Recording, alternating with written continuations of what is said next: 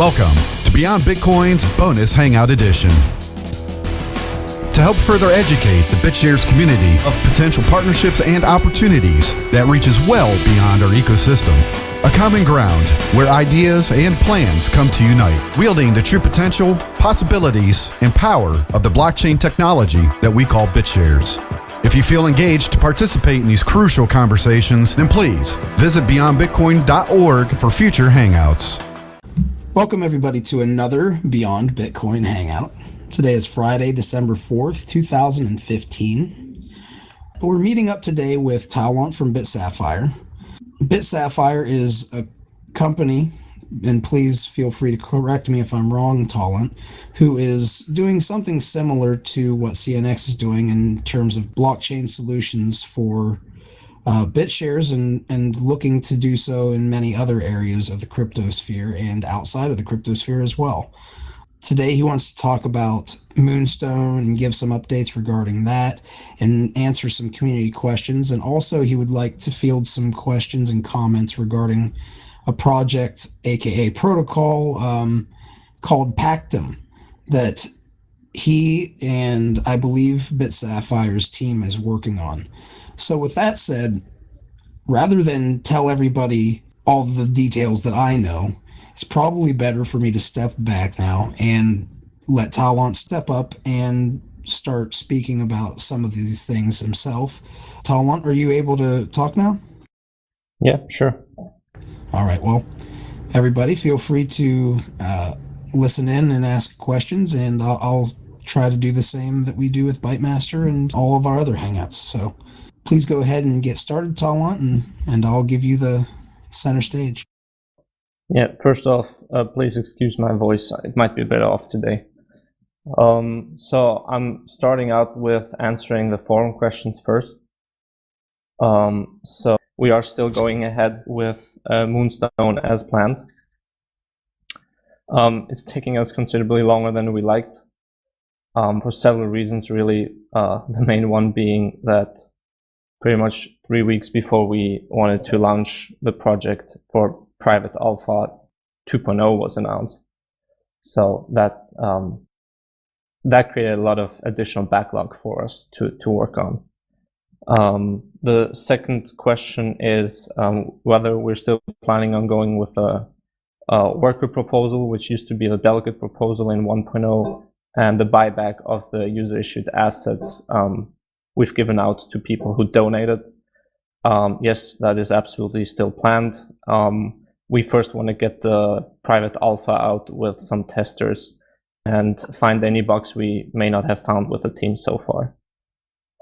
We're pretty close to the private alpha. It shouldn't be more than, I guess, less than a month. We maybe even a week or two, but definitely less than a month for the private alpha. So anybody who wants to be part of the private alpha, please PM me at the forum, which is BitSapphire. You can also write to contact@bitsapphire.com. So just real quick, reiterating, if they want to contact you to be considered or added to the list for the alpha, the private alpha, where individuals will be able to test it and check it out before anyone else does, they can reach out to you on the forums at BitSapphire, which is BitSapphire, all lowercase, because that does matter. And you said one other place where they can contact you? Or just email contact@bitsapphire.com. So contact@bitsapphire.com. Thank you. The next question is, how do we plan on competing or differentiating from OpenLedger? Frankly, I don't really know the business model of OpenLedger. It's a bit nebulous to me. That might just be that I haven't been on the forum for like 2 months. I was traveling throughout the US and Asia for client work and other stuff, so please excuse my absence so far. But the business model is the same and slightly modified for Moonstone. As I said, I mean, from the licensing point, we were pretty clear from the beginning the front end is going to be open sourced because we didn't reach our funding goal. It's going to be MIT3 open sourced. The backend is going to remain closed source. However, because all the crypto is happening on the front end, this isn't really an issue for in terms of security. The business model is still partnering up with exchanges, but the beachhead market will be inter-crypto exchange. So this is going to be a universal blockchain wallet. We kind of like to say it's like the shapeshift of wallets, just with an integrated exchange, which we hope to be BitShares itself. But from a technical point of view, we're still looking into that. As you guys know, Meta Exchange is our partner and has been from the beginning. In fact, part of the initial fundraiser has been made possible through Meta Exchange. So we're still planning on having that integrated with the beta release and adding more tokens to it. Any other questions? Let me look at the forum. I don't think there are any other questions regarding Moonstone. Kind of here. There's one that Akado asks, does BitSapphire have any intention on continuing to work for BitShares via worker proposals and implement new features, or will it only release and support Moonstone Wallet? It would be nice to see more people working on BitShares. We're open to the idea. We haven't really discussed it with the team so far, but we're open to the idea. That said, I mean, we're a company, so we have to look after revenue, and everything hinges on that. Well, thank you for your honesty, and if anybody has any other questions regarding this, please feel free to ask. There is one that I will ask after. So since we had a lot of time, additional time since we initially wanted to start the alpha testing, we were especially working on the graph interface. So we're, as far as I know, pretty much the only crypto project out there right now that has a custom D3.js graph interface, except for Coinbase exchange. Everybody else uses either off-the-rack existing graph libraries or semi-repurposed ones. We did a custom one in D3.js, so that's definitely going to be something interesting to look forward to. But that's it on Moonstone. If anybody has any questions regarding Moonstone, please let me know. Oh, and there was one more question on PeerTrax related. So we have an NDA. We can't really talk about it. But yes, we are working with PeerTrax and things are going ahead. The best thing would be to ask Eddie or Cedric to come online and talk about this as, again, business and NDA, right? Sure. Sounds good. I'll definitely reach out to them if you guys would kindly reach out to him as well and ask him.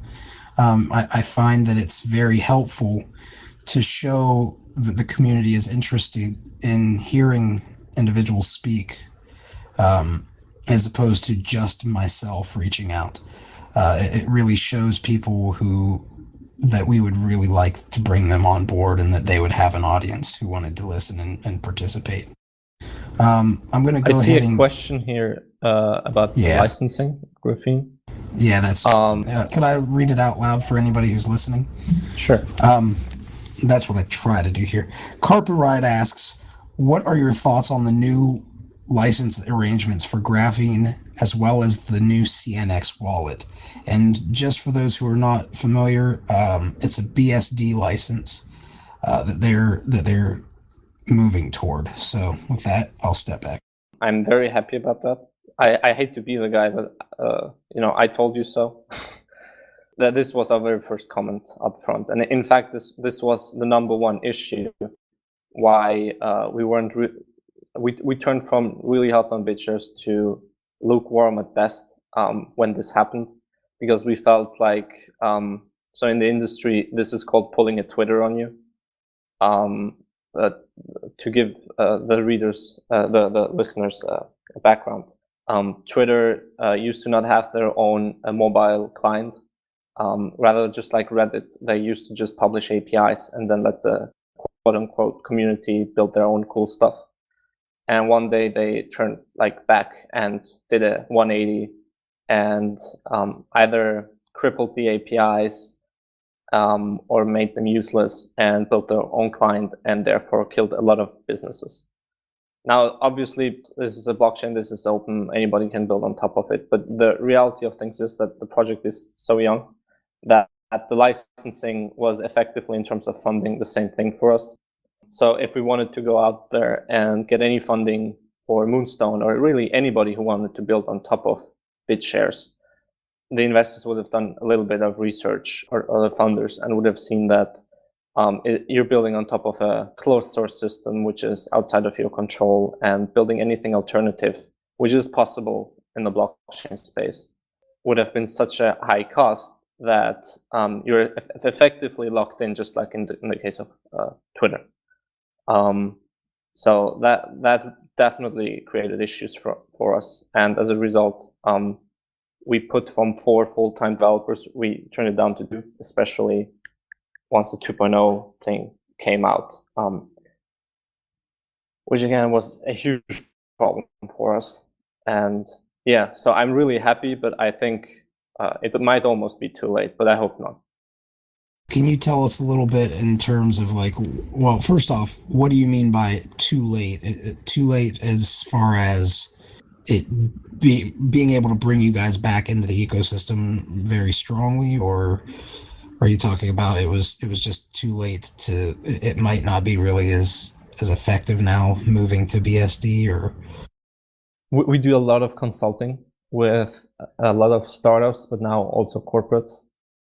Sometimes we also do free consulting, I'd say, for a lot of big names, just because, you know, they're big and they expect you to talk to them for 2 hours straight for no money.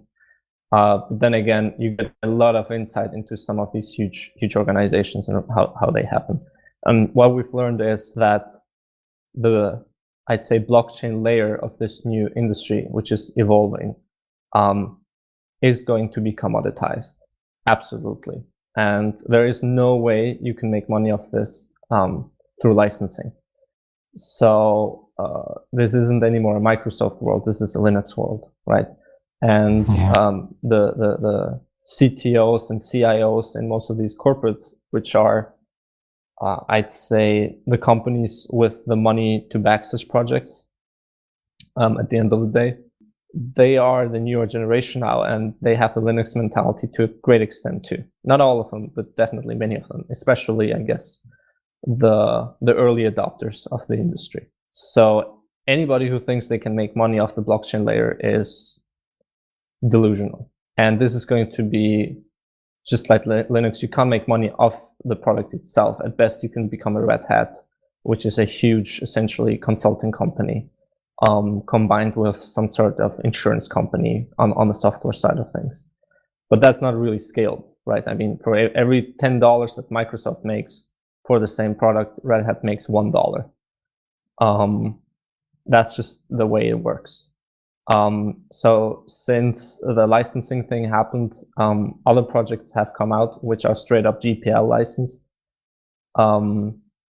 such as Ethereum, such as Ares, such as the Haskell implementation of Ethereum, which is especially interesting, Hydra Chain, etc. And they already have a lot more support around them, third-party support, because they were GPL from day one. And because they provided a way for mid and lower level developers, or code monkeys, or hackers, whatever you want to call them, essentially the people who just do websites or web applications rather than hardcore software projects, to get on board through their higher level system languages, such as Serpent, for example, in the Ethereum virtual machine. That was a very good strategic move. So I feel like it's a bit like the Blu-ray versus HD DVD discussion, where not necessarily the technically most advanced thing will work, but the one that supports the most developers. I don't know if you guys have ever heard the joke when Steve Ballmer, or what is it? The Ballmer from the ex-CEO of Microsoft went out there and said, developers, developers, developers. That's everything a project has to think about today, not the corporates or anything. And I think BitShares made a mistake on that end. It wasn't developer friendly in that sense. Ethereum isn't either. In fact, the low level isn't at all, but the Ethereum virtual machine is. And it's not good enough now, but it doesn't have to be, because it's going to take like 7 more years for any corporate to even integrate anything seriously. This is another thing many people forget. The sales cycle with these corporates is the fastest you can get is 12 months. Normally it takes more like 24. And then you have to certify your software with third-party audits in almost every single major country. And that alone takes 2 to 3 years. During that time, you can't change the software. And so you're already pretty much out of date.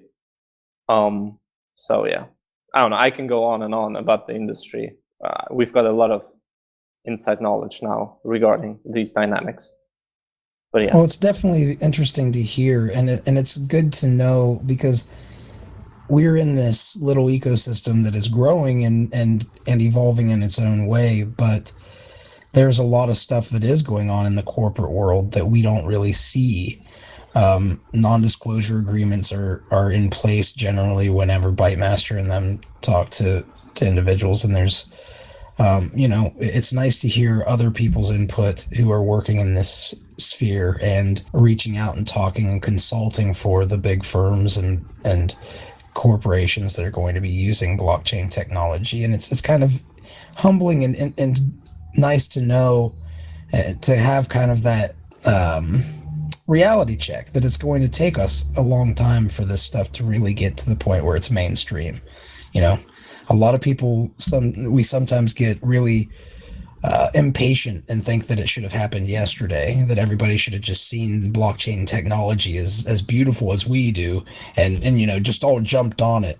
But I talked to somebody the other day at the store. He mentioned transaction speeds, and I looked at him funny and said, "You're probably the only person in real life I ever talked to who's mentioned transaction speeds to me."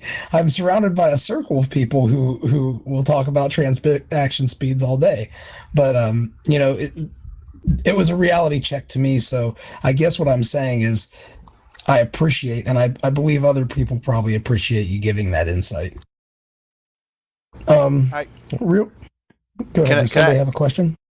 Sure. Yeah. I just wanted to kind of maybe ask if you, I don't know, if you would have any other suggestions. I guess this is kind of a question that gets bandied around all the time, right? And we see forum threads come up about it. What is it that BitShares could be doing better in your opinion? What are the directions that we haven't sort of managed to coalesce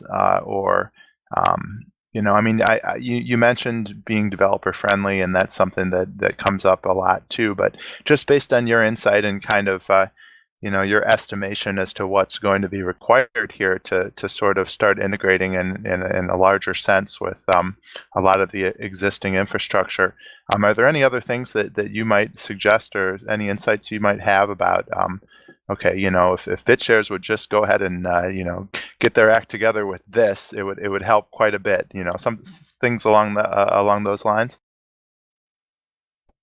Great question. Very good question. I think the first question to ask is, what is the actual added value of BitShares? I mean, the existing blockchain right now. At this point in time, I don't actually know, right? So it started out with BitUSD, and I personally think that there's some flawed economics behind it. Then the next thing was the user-issued assets, then the decentralized exchange, prediction markets. Then they wanted to become essentially like Ethereum, where anything can run on it, but slightly differently. So if anybody thinks they can answer that, I can answer the question a lot better. But keep in mind, a blockchain is a state machine. It is not a protocol. Therefore, Daniel's Bytemaster's analogy of a decentralized corporation, autonomous corporation, is really adequate. People say Bitcoin is a protocol, Ethereum is a protocol, whatever. No, it by definition isn't. It's a state machine. It's like a single big computer. But when people joke around and say having a blockchain with all this stuff is like having everything on a single Google spreadsheet and everybody just interacting there. And that's actually true, because the spreadsheet is a single state machine. While what I think the industry is going to head to naturally is a protocol. So Bitcoin, BitShares, Ethereum, etc., they're all essentially, and many people don't want to hear this, but by definition, they're state machines. So therefore, the closest analogy isn't TCP/IP and the internet, it's AOL. So it's a walled garden where you have everything in there. So I remember AOL in '99 had a sort of a working social network, just like Facebook. And they had everything in there. Right? But it didn't work against the protocol approach because it was developer friendly, new companies could flood in the market, blah, blah, blah. So then the question is, why are we backing the project? Are we backing it to change the world? And if so, does just another state machine change it, or do we need a protocol approach? So if you can answer what the added value is, then you know what the state machine is actually doing. Right? Ethereum tries to do everything under the sun. Bitcoin, at this point, I don't even know what Bitcoin wants to do. BitShares is very nebulous to me. Oh, that's very interesting input in terms of, it kind of makes me think that from your vantage point, you're trying to see what exactly we're wanting to focus on and what we're wanting to do. I mean, are there any projects out there right now that, I mean, say take the other side of it, you know, you've mentioned that these are issues that, you know, BitShares and Ethereum has, you know, are there any blockchain based projects out there that you see as sort of embodying these concepts, you know, more, you know, in a more relevant way? I'd say there are some good starts, but definitely nothing there. So the Lightning Network was a good start because it's an inter-protocol approach. Well, interstate machine approach, excuse me. But it still relies too much on a single point of view of how things work, right? A good protocol doesn't tell you how to do things. A good protocol doesn't tell you what you are, it just tells you how to interact with others. And the Lightning Network does, in a sense, too much. It tells you what you are. Then recently, there was something very interesting from the Ethereum side of things. There was an I think they called it a interstate protocol or something like that, which is essentially the Lightning protocol, but instead for tokens, it's just for state. So any type of contracts can interact with one another on different chains, similar to how the Lightning protocol interacts with one another, by essentially creating timed micro channels between the blockchains. That's also a good start, but it's too rudimentary. It reminds me of how people tried to do the internet on the UDP protocol before there was TCP/IP. So yeah. There needs to be protocol, and I mean, I put up Pactum here because we don't really want to touch other blockchains at the moment in terms of actual development and saying here this is the thing, because you cannot make money off this, right? We don't want to develop Linux, we want to develop TCP/IP. And the paper is a start. We have a lot more coming in the paper, but I just want to have feedback from as many people as possible. Pactum is just a protocol, a way of, first of all, defining what a blockchain is, what it is good for. Essentially, at that point, you know what you can do with it, different facets of it, etc. And then how these blockchains and state machines can communicate with one another and create interstate dependencies. So it's essentially saying, if your contract is executed, then my is executed, then that other contract, but each contract resides on a different blockchain. And the reason for that is that we pretty much came to the conclusion that, so this is super information theoretical, but it is core to this. Information, so here's the point, information does not exist outside the context of a specific state machine. So if you want to, the whole oracle thing, for example, or the whole delegate thing and witness thing, etc., is essentially a workaround of how do you bring information from the outside world, meaning from another state machine, to your state machine. And then you do all these kinds of acrobatics around how you do that. But instead, you should just acknowledge that that piece of information is not part of your state machine, and just create a way of how you can reference as input the outside state. And then you need another way of making sure that if you need that input for your state transition, for your transaction, or for your smart contract, or whatever, that it won't happen until the external state machine state transition or information has been verified and has been agreed upon by all parties you will ever interact with. Because at the end of the day, you don't care about the whole world agreeing on something. You just care about everybody you interact with agreeing on something. This is also something super important. So yeah, I'm getting a bit too technical here, but anybody who wants to read part of the paper and comment. Well, beyond the actual technology, can I jump in and ask a quick question?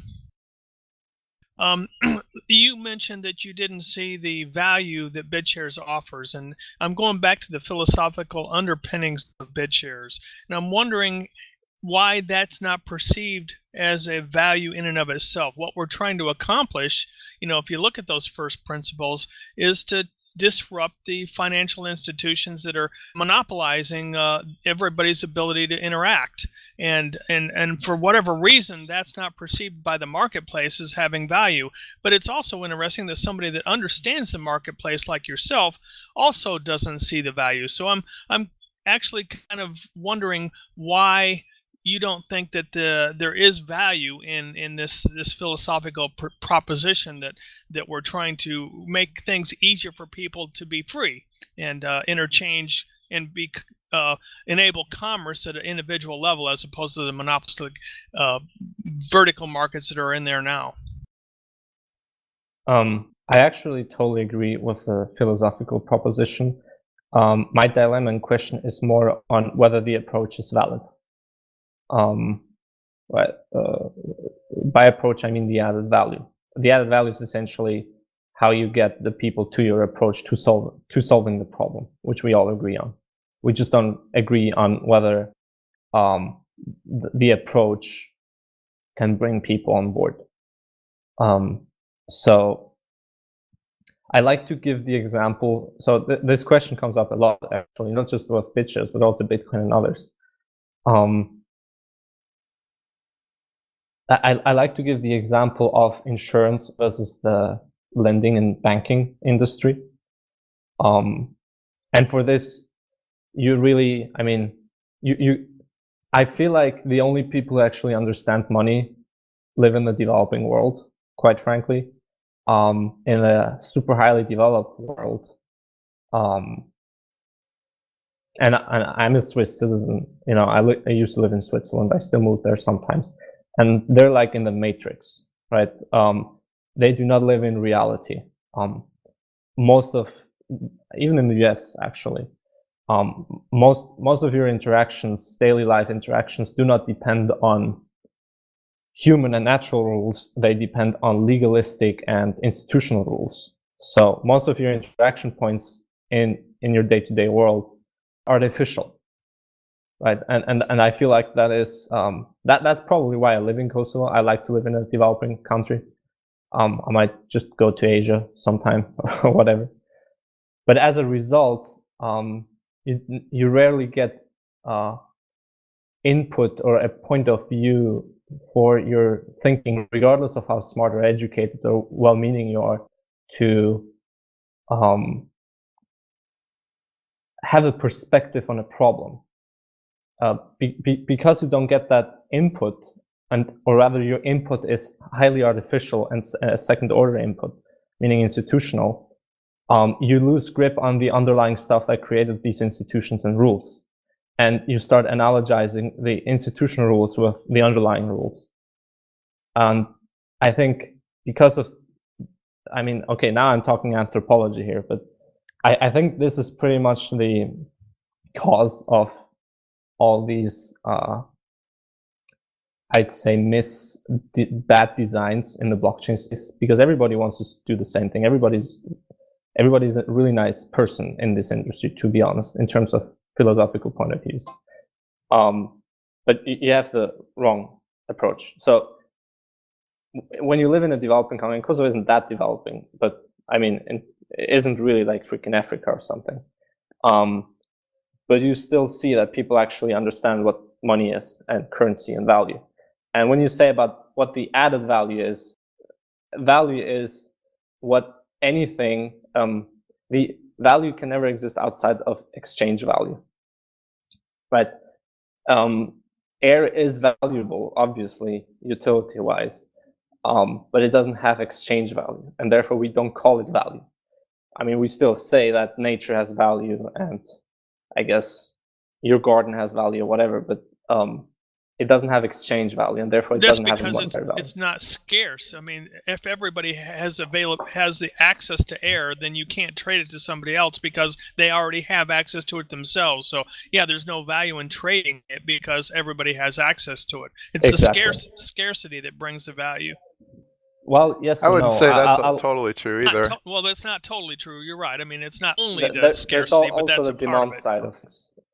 Saying scarcity is pretty much the number one Austrian thing to say. And I don't fully agree with that proposition either. Like, if there's no demand for it, then regardless of how much scarcity you have, it isn't valuable. And that goes back to the value of it, the intrinsic value of it. So, I mean, it depends. Some things probably do have intrinsic value, but only as so far as you really need them in terms of actual need. But like I think we're getting ahead of ourselves. So to give the example of the insurance versus banking in the developing world, banking and lending has proliferated the developing world in every nook and cranny. So when I talk to people all over the world, and they literally have access to lending anywhere. It might be predatory lending, but they do have access to lending. But almost none of them have access to insurance, even though the added value to them is just as big as lending itself. And then you have to stop and think, why is that? I mean, the added value is the same. In fact, insurance in some industries might be even more important than lending itself. And then you just think of the method, the function of how both happen. In lending, in banking, you get value up front and then pay back later. In insurance, you pay up front and then maybe get it later. Right? Yeah.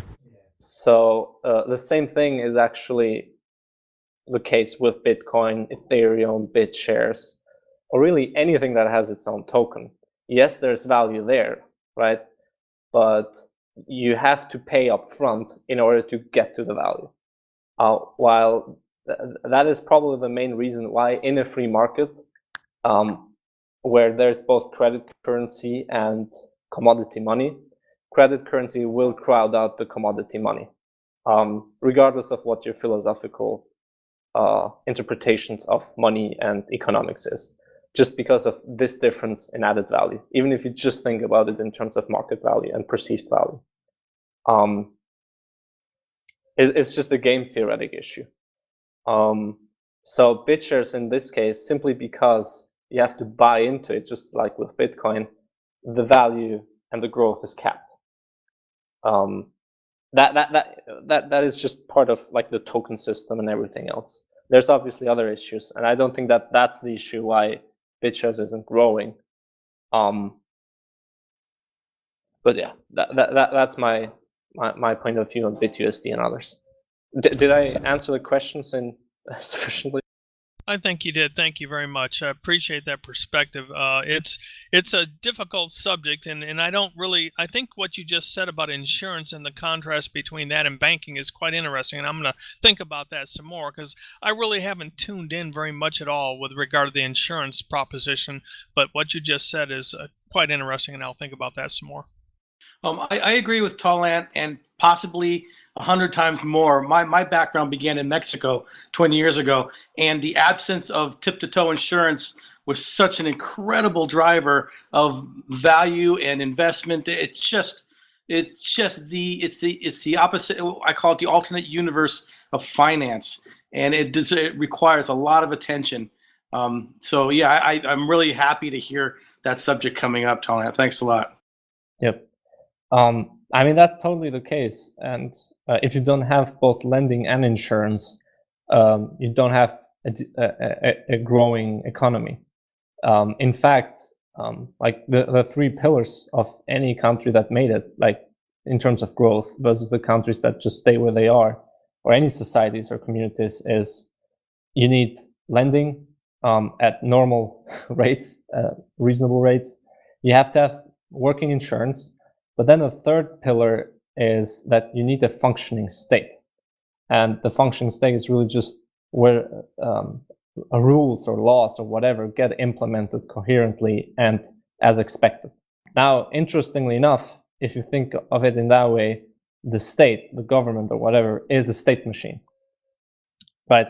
And the reason why people are going crazy, let's say, about Ethereum is because, or BitShares now with the smart contracting, is that for the first time ever, two independent parties can contract with one another and have a reasonable expectation of the contract being executed without the presence of a state that enforces it through violence or the potential for violence. And that definitely is revolutionary and definitely has a lot of potential. But the thing is that most of the things you are contracting refer to something in the real world. There's very few use cases out there where it doesn't refer to the real world. And those are actually the first ones everybody's going after, like share dropping user issued assets or community building, or like in the case of MadeSafe, bandwidth and storage or whatever. I mean, bandwidth and storage is still real world, but kind of more controllable by a computer. Or now that people are talking about smart keys to your car or house or whatever. That said, the smart keys don't make really sense in my point of view, but that's another discussion. So you need a way, as you said, to have lightning rod to the real world, but you first have to simply acknowledge that the real world is its own state machine. The blockchain is its own state machine, regardless of whether it's public or private or whatever. And the best it can do is reference outside state, reference outside information, such as a house, such as bandwidth, such as something. And you will never, ever, ever get rid of the state, or at least some entity that has the potential for violence in order to implement anything in the real world. Now, that might be something people don't like, but again, in a free market, in a normal world, surrendering, well, not surrendering, saying if there's violence versus non-violence, the violence will pretty much win, unless there's enough sync between the non-violent. But anyway, that's another discussion. But in the real world, there is a state. So you will have to integrate that for any type of smart contracts to exist in the future. So you think there's a necessary need for the state? Do you think that arises out of the intrinsic nature of humanity with regard to us being a kind of violent-oriented individual society? I mean, what do you think requires that? It's just game theoretic in a way. There's efficiency versus resilience. So the more efficient you become, meaning the more output you produce per input, you become less resilient because your processes become more streamlined and more interdependent. For several reasons, people do specialization. I mean, pretty much society as we know it, humanity as we know it, the human condition was made possible because of specialization, and therefore trade and exchange value and other things. I won't get into the mathematics of this, but people have done some great work on it already. And the state, or anything that is state-like, is just another way of creating more efficiency for specialization. And in order to reach efficiency, you need to have some certainty that the counterparty you're dealing with be that for a contract, be that for anything or exchange, will go through with their state transition, their promise to do something. So essentially, it's the exact same problem set as with blockchains, where if you have separate blockchains, how do you make sure that every blockchain does their own execution of their smart contract as intended? And then everybody just says, hey, let's just put everything on one blockchain, because then it will happen. And I know it sounds weird, but that's essentially a state theory or totalitarian theory. And what I'm saying is that reality is different. And what we have to do is decrease transaction costs and promissory costs of different state machines, such as people, companies, governments, communities, to interact with one another without the need for an overarching state machine, such as a government or, I don't know, a big, huge company or Uber or something. Essentially, the transaction cost of peer-to-peer has to be lower than the centralization upside. What we're doing with BitShares right now isn't that. It's actually the exact opposite in a way, funnily enough. It's just an alternative state machine. And how do you see that? How do you see us fixing that? Is there anything that you can see that's low-hanging fruit, or are there things that you think that it's going to take a lot? What are your insights on that, if you have any? So I really like I guess the thing why I was gravitating so much towards Daniel's work has been the initial slogan of BitShares, or I3. I'm not sure whether I'm paraphrasing this correctly, but it was something along the lines of that their business is to reduce the cost of peer-to-peer, or something along those lines, versus the cost of doing things in a centralized way. I think of course that goes to the issue of how Bitcoins are mined, and that's where his DAC idea came into being. So I guess that's where you entered into really getting caught with his philosophy is the cost of actually making BitShares or Bitcoin was just too costly, and that's where I think you came in, right? Came in how? Well, I mean, you're talking about how to make the cost of peer-to-peer cheaper. Well, one of the biggest costs of Bitcoin is its mining operation. So Daniel focused on his whole DAC philosophy of making the operation efficient, to make it pay for itself, to make the mining operation, which is very wasteful, for what you get out of it. It seems to me you don't have anything tangible for all that CPU and energy that you're expending, except for an abstract idea called security.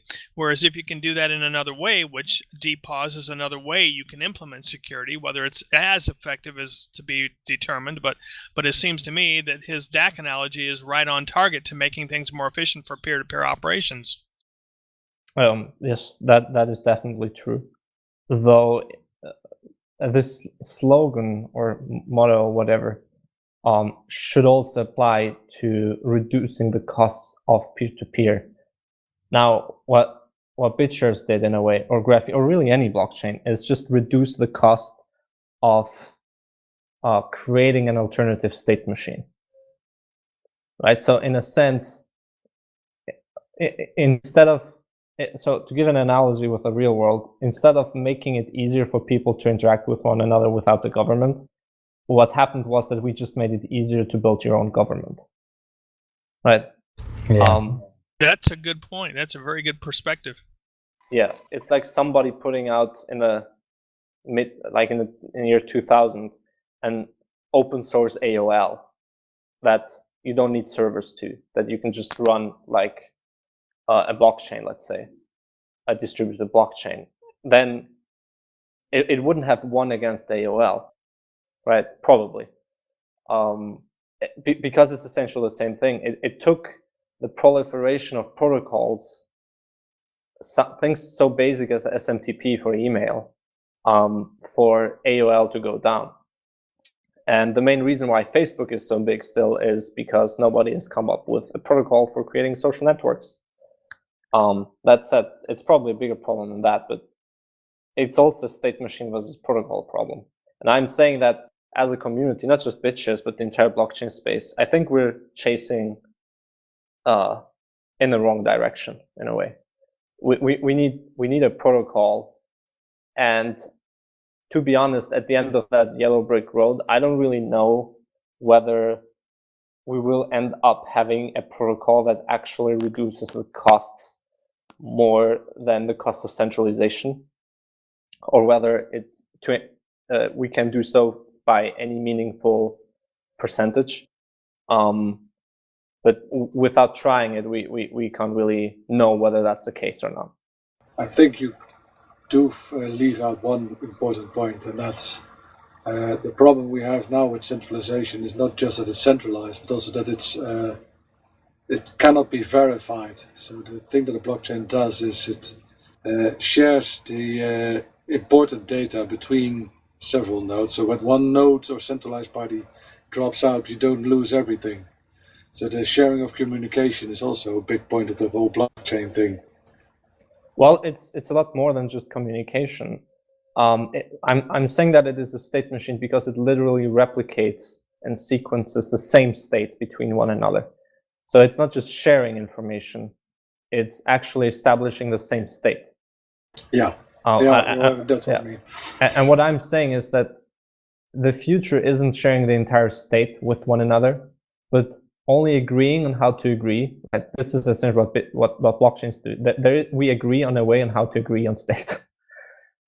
So if we can get this, like, I hate to interrupt, but I keep thinking to myself that people who are listening to this might really want to understand what a state machine is a little bit better. So what I'm going to do, if you don't mind, is I'm going to give a real quick definition for it. And maybe give a slight explanation, especially focusing on what you were talking about in the Pactum paper, because that is one of the main reasons why we're talking today. In general, a state machine is any device that stores the status of something at a given time and can operate on input to change that status and or cause an action or output to take place for any given change. So in the example that you give in the paper, you're talking about two businesses and their balance sheets and making sure that, there's a level of trust between those two businesses, right? This one business, if I sell you something, I'm going to change my balance sheet to reflect that. And I need to make sure that you do the same and do it in a way that reflects my balance sheet's changes. And the state machine is generally the way that we agree upon those and kind of solidify that trust. Is that a safe way of saying it? Yes. So a state machine is, because even Wikipedia was a bit technical, a state machine is anything that gets some input. That can be raw materials, that can be information. Apply some function on it. That can be an industry, that can be a company, that can be software, that can be us, that can be a constitution or a legal system, and then produces that some output, which could be a finished product, it could be usable information, it could be a baby in the case of a woman. So it's a very broad definition, information theoretical, but I think everybody in the industry isn't abstract enough, and therefore they make these huge mistakes. They learn just by trial and error, which definitely has been the case in BitShares. So I hope everybody now understands state machines. So to answer Carper Wright's answer and to connect to what Fuzzy gave just the example for my paper is that any transaction is essentially a debit and a credit, and it's double book entry keeping between two companies. The ledger is essentially the state of the state machine being the company. So right now, what everybody's saying is, let's just put our ledgers onto that centralized huge blockchain. And I'm saying centralized because it's a single state. It could be It could be decentralized in the sense of nodes, but it's still one state. And do all transitions on there. So if Apple sends money to Google or whatever, I'm just making things up. If Sure. Apple sends money to Google, they're changing things on their ledger. Google has to change things on their ledger. And as long as both of them have their ledgers on, let's say, BitShares, or Ethereum or whatever, BitShares or Ethereum will do that for them, right? And Google cannot say no and just, change their ledger that isn't based on the rules, and neither can Apple. However, for instance, I'm just going to interrupt for one moment. So, for instance, if Google has to pay $5 to Apple, Google deducts that from their balance sheet. Apple is supposed to add that. Yes, that is true. Okay. Now, there's a few more levels to this, and I go into this in Pactum at chapter 5 and 6 of the paper. I called it the transitive independently verifiable trust or sedimentation. So anybody who wants to read up on that, that's probably the most important part. So I'm saying is that instead of everybody having their own ledger on that huge blockchain, the problem is that ledger information is not dependent on the blockchain. It's dependent on the company, on Google or on Apple. So even if it happens on BitShares, Google can just say no, because the ultimate state transition is not dependent. The ultimate validity of the state transition is not dependent on BitShares, dependent on Google, right? Because and that is the problem with any kind of Oracle setup, or where the information is not native to the blockchain. So the reason why Bitcoin works the way it does is because the tokens are 100% native to the Bitcoin blockchain. BTS is 100% native to the BitShares blockchain, right? Everything else is dependent on external state, even BitUSD, and on Oracle services, etc. So what I'm putting forward here is that you only need to be able for Apple to do a state transition on their ledger. They have to use as input the state transition of Google's ledger, and both of them have their own ledgers or state machines or whatever. And the second one is that both of them have to verify that both of them did it according to the rules, right? So it's essentially the same problems that you have with barter, where hey, I'm giving you my sheep, but give me a few chicken or whatever. And in like prehistoric societies, it actually happened very rarely, barter. But when it happened very violently, where people literally threw the sheep and the chicken at one another, or where there was a third party essentially arbitrating violently.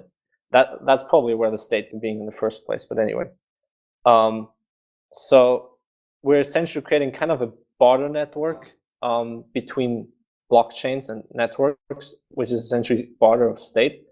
But because of crypto, we can now independently verify that it actually happened.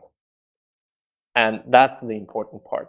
Because if Google should have changed their books but didn't, it is now independently verifiable by both Apple and everybody else that Google should have done it. Right? So I think that is the core value proposition of blockchains. And it should be in the future. With regard to game theory, which you brought up earlier, do you study psychology, and do you think that the encapsulation of psychology into game theory is a solid perspective? Is that is where in fact psychology kind of enters in the picture? Is you basically don't worry about that directly, you worry about it through game theory? Well, I don't study psychology, but when you do business, you have to deal with people, I guess. Well, even this whole arena of what's of value and why things don't work and why we've gone through an iterative process in BitShares. I mean, psychology is involved. I mean, the philosophy is what got me involved. So you look at it from a more business standpoint, but you've mentioned game theory, but game theory, from my perspective, involves psychology. It's trying to be predictive of what people do. Yes, I think game theory is very good because it's a model, but it's not really a theory, right? A theory. That's interesting. A model and a theory being different. I want to hear you talk about that in more detail here. So a model is a function which explains all past data points that have happened. Right? You aggregate past data. Like, for example, you look at the stock market and it moves in a certain way, and based on that, you build a model that explains everything in the past. Or the weather, example. Or the weather, right? And regardless of how complex something is, you can even today with computers build models, mathematical models that literally map out every single event that ever happened. But it's an approximation. It's not exact. That's why I consider it more of a theory. The model really only applies on past data, and it has limited predictive value. The reason is that a theory actually goes back into the first principles of why the events happened in the first place, right? And a theory is predictive, and while a model isn't, because the model only looks at the events, while the theory looks at the underlying functions which created the events in the first place. Doesn't that actually raise the concern that the model may not be useful in terms of mapping out the future because it's not predictive? Could you rephrase that, please, maybe? Well, I mean, if a model is not predictive, as you described a theory being predictive, and I can see because the model is just working on past data, you try to make a predictive use of the model, but in fact, it isn't predictive because there's you can't create a model, or you can't come up with a theory without looking at the model. The model is a way to sort of contemplate, the past. I mean, we can't create a theory and expect to predict anything with it if we don't have some indication, some realistic data-based indication as to what has happened in the past. I mean, everything that we've ever created, we've looked to the past to understand and to come to greater insights about it. So models are very, very useful, and the data is very useful. But again, it's all it's all in the interpretation. Right? I wouldn't say it's in the interpretation. It's actually rather clear, because what we really the difference between a model and the theory is the same as between deductive and inductive thinking.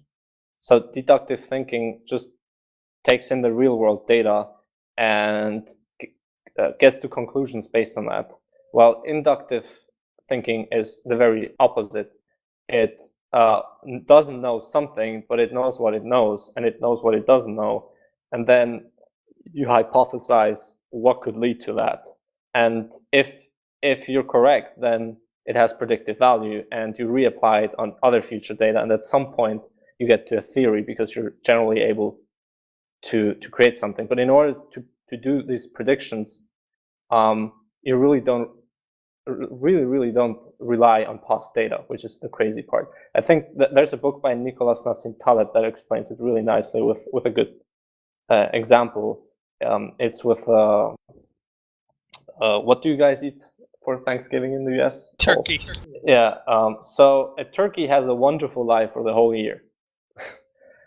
They get fed, they get big, and after a full year, for every single day, they look at their past data, and they say, wow, this guy who gives me food, he's a really, really nice guy.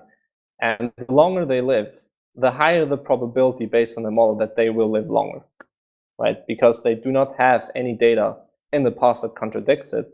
And with every single new day, they get a new data point that enforces their model and increases their certainty about their worldview, right? This is statistics, right? With every I love this analogy. Yeah. So one day, this farmer comes up and kills the turkey, and eats it or whatever, or sells it. That was a black swan according to the method, according to deduction, because by the time of 1 year, you had 200 to 300. You had essentially 360 at least consecutive events proving your method, your model. Yeah. By that time, you have a certainty which is astronomical. By that time, you have certainty, and this is the other weird thing. The more data you include in your model, the more time series essentially you include in your model, the less real it becomes. Well, how come? I mean, we look at. I mean, it takes a very. On one hand, that makes sense, but I kind of think that the inductive reasoning model requires a complex, well, let's just say human being for the time being, use us as an intermediary, to be able to make a sort of educated guess. I mean, take the scientific method, right, which is the sort of prime example of inductive reasoning. When a scientist goes out and they make a supposition, and then they do it, and they sort of pay attention to the results, and they think, okay, well, this didn't work, let's try something else. Well, every time they make that sort of supposition and create that experiment, they're sort of the cumulative data of everything. Sort of, it's not in a specific instance where they're just looking at a specific data field and then trying to figure things out. The data is actually accumulation of sort of everything that's ever happened, let's say. So in the case of that turkey, sure, that turkey, if they're only looking at its own life, if it's only looking at its own circumstances, if it doesn't have the ability to go on the internet, for example, and see that, oh yeah, well, this is happening to many other turkeys, so now I'm going to incorporate that data in. I mean, I think we're getting into the realm of having the capability of incorporating all the data that's ever existed, or we have sort of this disconnect between the reality that inductive reasoning still requires a sort of, let's say, sentient being or some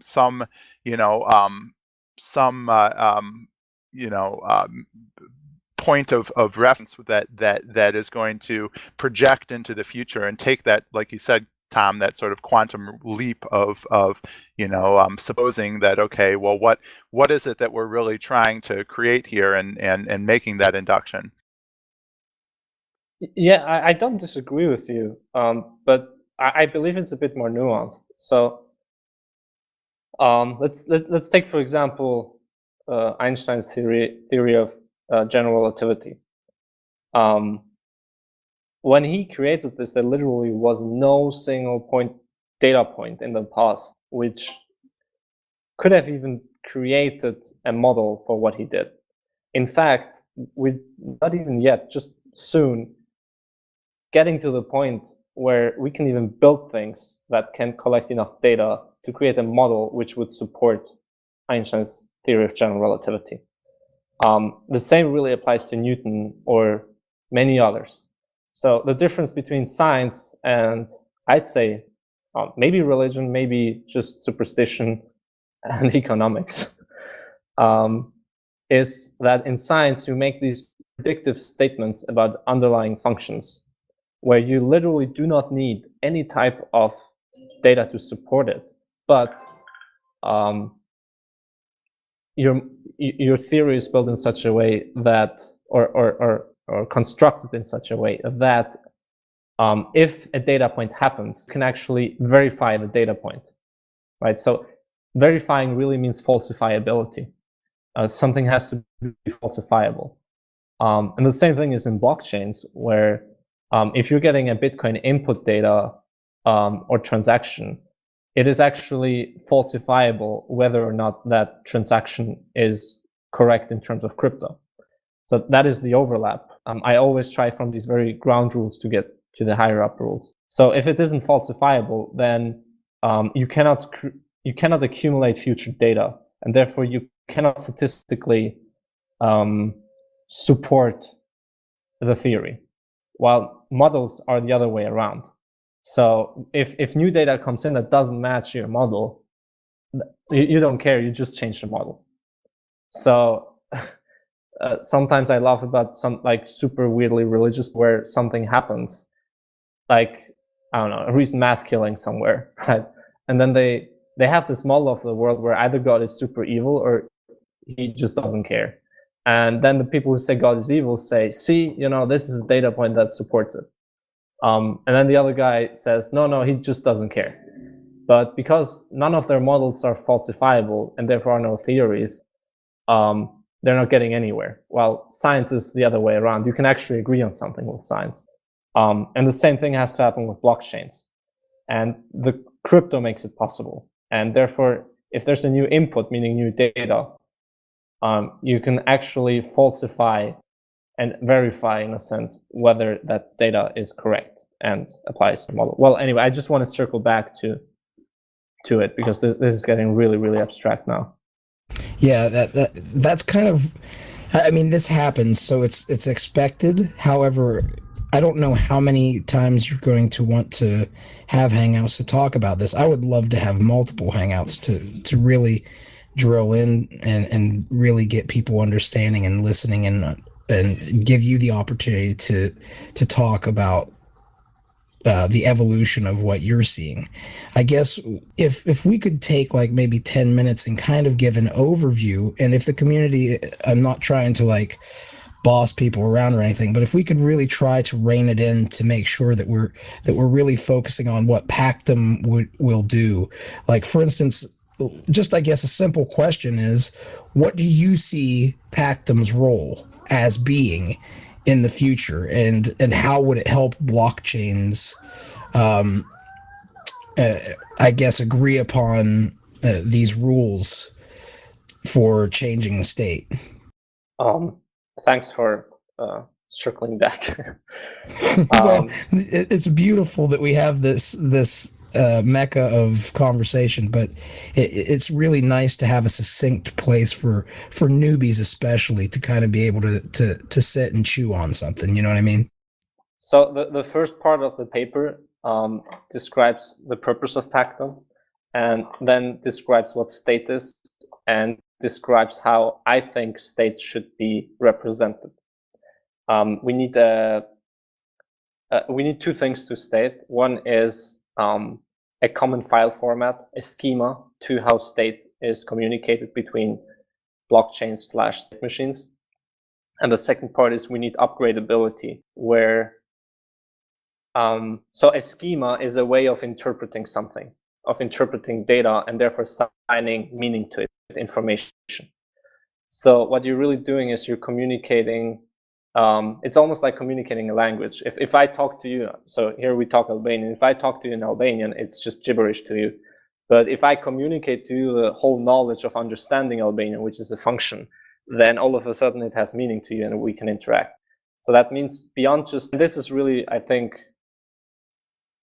almost so I'm really proud about this. I think it's almost like hopefully revolutionary in the future. Instead of just communicating the state cryptographically verifiable, with Pactum, you also communicate the function which makes it possible to interpret the state just communicated. And that function itself is state in itself, right? It's code. And therefore, that in itself can also independently be verified. So you're communicating cryptographically both the state and the function which interprets the state. Each of which are independently verifiable. Exactly. So if there's a man-in-the-middle attack and somebody just changes your function, like everybody is afraid of with thin client wallets in the browser, where man-in-the-middle just changes the JavaScript and generate the public-private keys or transactions, for example. That would never happen in this case, because you're actually just like in BitTorrent or content-centric networking, you're getting not just the content, you're actually also getting a hash of the content, so you can verify the content, whether you can generate the hash out of it. So basically, I hate to interrupt, man, but it's so just for those who are listening, whenever you download a file, there's a hash that comes along with it, and if something in that file has been changed by a man-in-the-middle or any other form of attack, then that hash is going to come out incorrect. So if you match that hash up to the one that is that it says you should receive in the end, then you know that file has been changed, tampered with, and potentially is dangerous. Precisely. And this is the same concept that you're bringing with Pactum. Yes, that and several more, but this is one core part. So BitTorrent already does this. And this is actually of content-centric networking that has existed as a concept since the 70s, really. So BitTorrent works this way. Now, what I'm saying essentially is that right now, in the case of BitShares and Bitcoin and Ethereum and even BitTorrent, the way how you handle the method, the function, how you interpret the package currently resides with the client, with your computer, right? So if you have your BitTorrent application open, how you handle BitTorrent files is encoded in your application. What I'm saying is that logic of how to handle the state, that file, has to be in the file itself. Right? So you can literally receive any type of file, and in each file there might be a different logic of how to use that file and what to do with it. Right? So therefore you do not need anymore for every single file format a different application installed. Right? So if you had this logic combined with either virtual machine or a secure environment, you could literally need only that, and you could interact with any application on Earth. There wouldn't be any more difference between BitShares or Ethereum and Bitcoin or whatever. It's kind of like isn't it kind of like a self-encrypted zip file where it's an executable file, but you just run it and it has the knowledge of how to decrypt itself? Yes, very much so. Sounds like an improvement on open transactions. It's like how you would do open transactions on the blockchain. Yes, I'm actually very much inspired by open transactions in a way.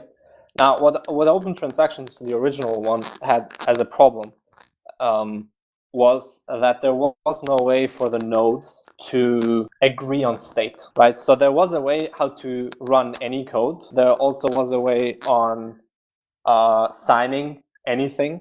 You could actually do smart contracts on open transactions. And for the longest time, open transactions seemed like the way to go. And open transactions is actually older than Bitcoin itself. However, there was no way for the nodes to agree on how to agree, right? So if Google and Apple exchanged packets or ledger changes with one another, they provide different books, let's say, or different changes to Microsoft, right? So essentially, you have the same problem the developing world has, where the same company has different books for different people. Like you have one set of books for the government, and one set of books for your partners, and one set of books for, I don't know, the bank or whatever, right? So blockchain so far solved the issue of agreeing on agreeing. Everybody had access to the same state and sync the same state. What I'm saying is you don't actually need to sync the same state of everybody. You just need to agree with everybody with whom you ever interacted with and will interact with, that they agree on the state you interacted with. Or at least the rule that will be used to establish that. Exactly. Now, even if they don't agree, you need a way to make it falsifiable. Right? So this is where it gets complex. Yes. And this is chapter 6. If anybody wants to read up on it, it's about the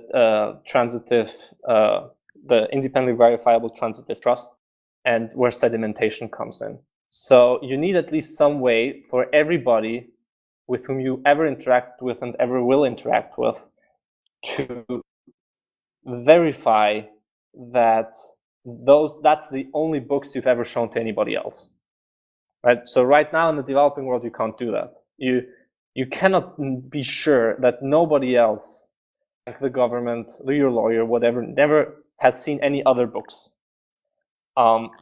So this can be, however, solved on a protocol level, where literally each state, each ledger change, for example, has a block number, which is a state number, which is sequential and serial. And when you commit any type of state and interact with anybody with a pactogram, what I'm calling, which is similar to a datagram, just the function plus a state and cryptographically verifiable, you also have a block height, which is essentially the number of state. It's like a serial number of the state that just happened. It's like when you're a business, you send out an invoice, and in the invoice it says how many invoices in the past you've essentially sent out, and which number invoice this is. So that way, anybody who there's then a second type of a node or state machine, which doesn't need to be a separate entity. Anybody can be it, just like in BitTorrent, which we call as a sedimenter or a tracker. So the tracker would essentially do a very similar job to a BitTorrent tracker or a certificate authority, where literally the only thing they do is receive as many hashes of as many packets from as many people as possible and just order them in their blockchain. So now if you want to interact with any other party, you just look at whether within that pactogram one of the trackers that they listed is also one of the trackers you trust. So as a result, something really interesting happens, is that as long as out of hundreds or thousands of trackers in a list, at least one of them says the truth, the state change is independently verifiable, because all the other trackers will track also one another. So it would be n to the nth minus 1 complex to unravel this mutual trust, right? This mutual timestamping, essentially. So even if 99% of everybody colludes with one another, they would need to specifically make sure that the nodes are all islands with one another. Like there is no connection, even the slightest, with the islands with one another, which is for all practical purposes impossible. And therefore, even if you don't trust the books of Google, you trust other people who have timestamped Google's books in the past, and then you can see essentially the latest state they timestamped. And therefore, it becomes independently verifiable. That is essentially what you need in order to share state with one another, nothing else. So essentially, open transactions plus this is Pactum. Would this be, this is automatic then, I gather. Would this, Yes. In case of a conflict or something, how would resolving this work? Because that, to me, sounds rather complex across several different blockchains. So a block even today is essentially a pactogram where you have content within it, which is the transactions. Yeah, timestamps, timestamp transactions. Exactly. And you have a hash of all the content within it, plus the hash of the past block, which essentially creates this, what people now call Merkle-directed cyclic graph, which is a new type of data structure, which might actually be a true revolution of blockchains in a way. So that's already happening. The only difference is that the function to interpret the transactions currently resides within the client, with BitShares being in the graphene code. What I'm saying is that it has to be just referenced within the block itself. So if you send the block with the transactions to somebody, even if they don't have graphene installed, they can, if they have to, they can download either the graphene code or check whether they have the latest version installed in order to interpret the data. So it sounds a lot more complex than it is actually. Now the only complex. Sorry to interrupt. Where do you in your book, your paper, describe that element that you think is revolutionary that you just mentioned, the pactogram thingy that you just were talking about? He said that what revolutionary the thing about blockchains was the Merkle tree data structure. Well, it's something, he said it was something new. Merkle trees, of course, exist, but there's some layer on top of Merkle trees or something that he referred to, and No, that's I what think I'm you asking misunderstood, Tom. He said that the Merkle tree, it was just an afterthought, I think. Correct me if I'm wrong, Taulant. I'm sorry. Go ahead, I'm sorry. So Merkle trees have existed for a long time, but interlinking Merkle trees, nobody thought of that before. That's a good point, because each block is essentially a Merkle tree that where you can actually unlock all these different trees of transactions that then form into a single root at the top. Exactly. Well, even beyond the transactions, at least one data point of the input is always the Merkle tree of the path block. And I don't think I haven't seen any other data structure in the past that has done that before blockchains. Carperide is asking, are linked Merkle trees single-threaded? I'm not sure what that means. First off, if you understand it, Taulant, I ask that you try to explain like we're five for to a degree as well, if possible. So in a way they are, but all the data that is included in a single block, in a single Merkle tree, doesn't necessarily have to be threaded. So a good example would be in Ethereum with the Patricia trees, where each transaction doesn't have to be threaded, while in BitShares they absolutely have to be. But at the end of the day, when the block is created, the block producer has to make sure that all the different state changes included in the Patricia tree, which is a form of Merkle tree, do not collide with one another and are sequential. So when you create it, you can put them together non-sequentially, but when you produce the block, when you verify the contents of the block, they have to be sequential.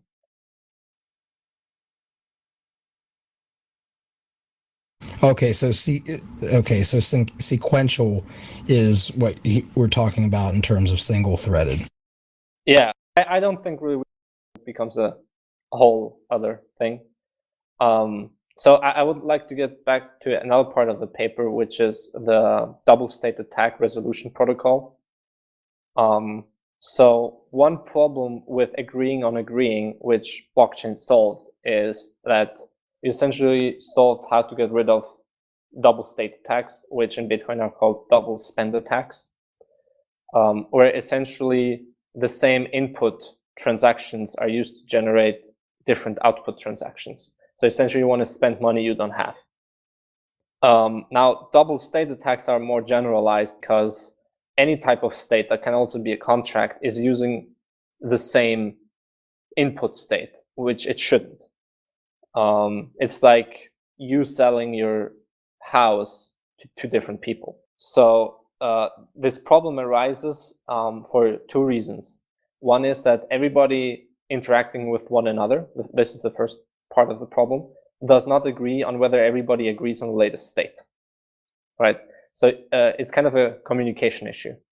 The second one is the sequencing, where if you get a certain state and you want to verify whether it's correct or not, you have to know how it has been sequenced as compared to past state and future state. So to give you an example, if a company in Nigeria gives you books, their books, you want to know whether these books are from today or from last year, right? Yeah. Right? Because if you want to invest in them, you want to know that. And investing in it is just another state change and using their books as input to your state transition, to you investing or to you changing your books or whatever. So you want to know which books are the latest. Now, if they tell you that book A is the latest, but book B is in fact the latest, and then they go to some other investor and tell them the opposite, and now the two investors sit together and want to hash out another deal, all of a sudden they find out that, oh, hell, we don't actually know our own books anymore, because if we want to interact with one another, our books are not synced up with one another anymore, because they depend on different input. So both investors essentially, for this to work, they need a way of knowing and agreeing that a certain sequence of that book has been timestamped by somebody and sequenced by somebody they both trust or agree. So essentially, the pactogram is the book of that company, and with all the changes. And now they timestamped it themselves, they sequenced it themselves, and they're saying this is the state change number 50, right? And it Like also block number 50. Block number 50, and it says that this block, this pactogram, this state of the ledger is only valid if at least one of the following sequencers or trackers has also included it in their blockchain, which means it's essentially sedimented. It's in their sequence. So you get that pactogram as an investor, and you look at it and say, okay, now I just cross-check it with anybody in this list, and just to make sure, you also first filter out only the ones which you also trust, and then you see whether it has been sequenced at the same timestamp. If it does, then you go forward, because you know that if anybody else receives that pactogram or any other pactogram, the sequencer wouldn't include two different pactograms or two different blocks at the same block height in their own sequence. And with a chapter called Double State Resolution Protocol, that actually specifies how the trackers, or really anybody, deals with receiving at any point in time two different pactograms by the same node IDs by the same entities with the same block height, right? Essentially with the same invoice number. According to simulations we've done so far, this resolution happens faster than the false pactogram would travel through the network. That's really the beautiful thing. So consistency is almost guaranteed as long as the nodes are sufficiently interconnected.